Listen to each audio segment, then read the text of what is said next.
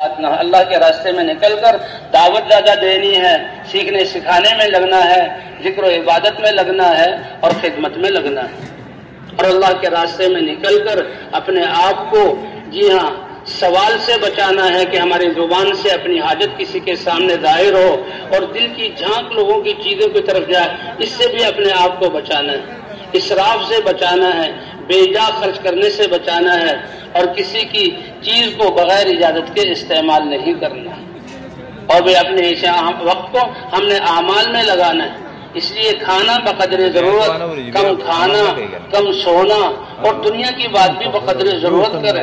اللہ کی راہ میں نکل کر شیطان ایک تو نئے نئے علاقوں میں جائے گا، سیر اور تفریح کی نیت کرا کر ہمارے اس نکلنے کی قیمت کو گھٹائے گا، اس لیے ہم سیر و تفریح کی نیت سے نہیں نکل رہے، نیت ٹھیک کریں۔ اے اللہ، ہم تو تیرے دین کی محنت اور حضور کی محنت کو سیکھنے کے لیے اور تجھے راضی کرنے کے لیے نکلے۔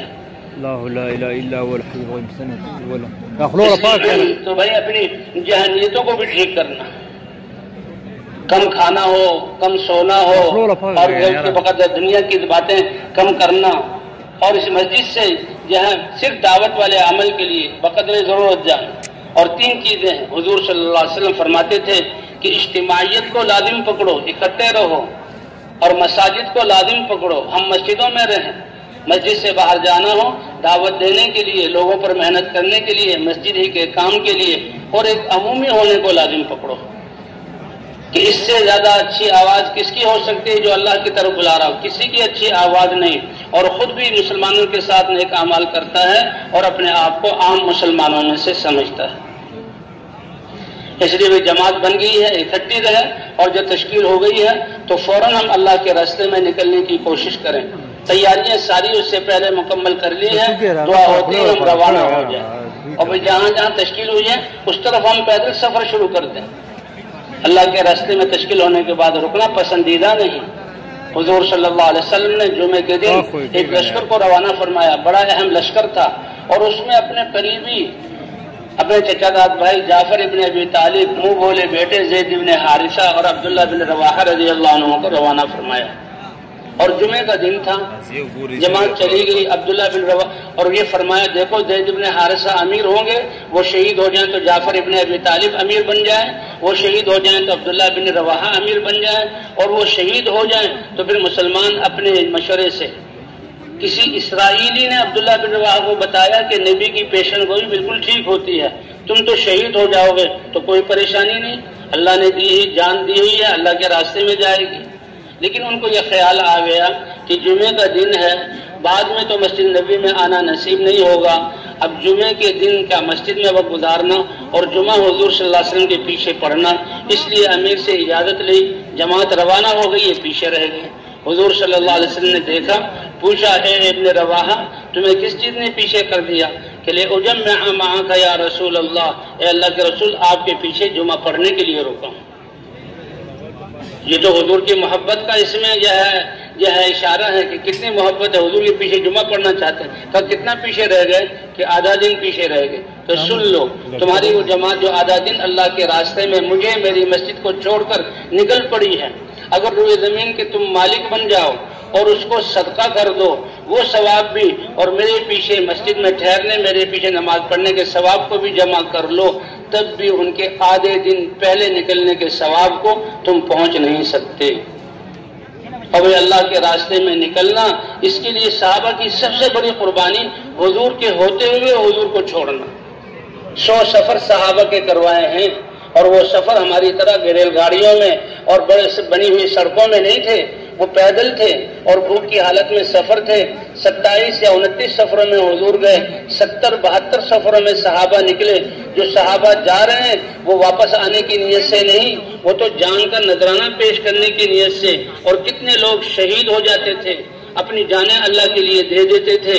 تو حضور کی زیارت کو چھوڑنا اور حضور سے علم حاصل کرنے کی قربانی، کہ جو مدینے میں ہے وحی اتر رہی ہے، وہ علم لیں گے، امت تک پہنچائیں گے، یہ علم کی قربانی کر کے جا رہے ہیں۔ کیوں؟ تاکہ انسانیت کو جہنم سے بچانا ہے۔ یہ اتنا بڑا عمل ہے کہ حضور کی زیارت کے ایک دیکھنے کی وجہ سے صحابی کا درجہ پاتے ہیں، حضور کے پیچھے کی نمازیں اور حضور پر اترتے ہوئے علم کو قربان کر کے جا رہے ہیں۔ اور اللہ نے پھر گواہی دی رجال صدقوا ما عاهد اللہ علیہ فمنهم من قضى نحبه ومنهم من ينتظر. اللہ نے ان کی سچائی کی گواہی دی. کتنے سچے ہیں کہ دینی جذبات کے حضور کو دیکھتے رہیں، حضور کی باتیں سنیں، حضور سے علم لیں، حضور کے علم کو پہنچائیں. امت تک قیامت تک یہ علم چلے گا. اور حضور کے پیچھے نمازیں تو کیسے سچے ہیں اللہ کے دین کو زندہ کرنے کی طلب میں اتنی بڑی بڑی قربانیاں دی. آج ہمارے لیے ان مٹی کے گھروندوں کو چھوڑنا اور ان بے حیثیت شہروں کو چھوڑنا اور ان لوگوں کو خاندانوں کو چھوڑنا، اس کی کیا حیثیت ہے جو صحابہ کرام اللہ کے دین کے لیے چھوڑ کر نکلے. تو اس لیے تشکیل ہونے کے بعد پہلے سے تیاری ہو اور ہم اللہ کے راستے. جماعت بن گئی، ساتھی جماعت ذمہ دار ساتھی ساتھیوں کو جمع رکھیں. جہاں تشکیل ہے اس کے بارے میں ابھی سے فکر شروع ہو جائے. تبلیغ والوں کا لوگوں کے بارے میں فکر کرنا کیا مطلب کہ ان کے دین کی محنت کا کیا حال ہے اور کیسے ہم دین پر چلنے اور دین کی محنت کرنے میں ان کو آگے بڑھا سکتے ہیں. سب ساتھیوں کے سامنے وہ حالات آ جائیں اور اسی وقت سے اپنی فکر اور سمجھ اور دعاؤں کی قوت کو اس کے لیے لگائیں. اے اللہ ہمیں بھی ایمان میں ترقی عطا فرما. اے اللہ ہمیں بھی تقوی والی زندگی عطا فرما اور اس دین کی محنت کے لیے قبول فرما. اور اے اللہ جہاں جا رہے ہیں ان کے دلوں کو بھی اپنے دین کی طرف پھیر دے.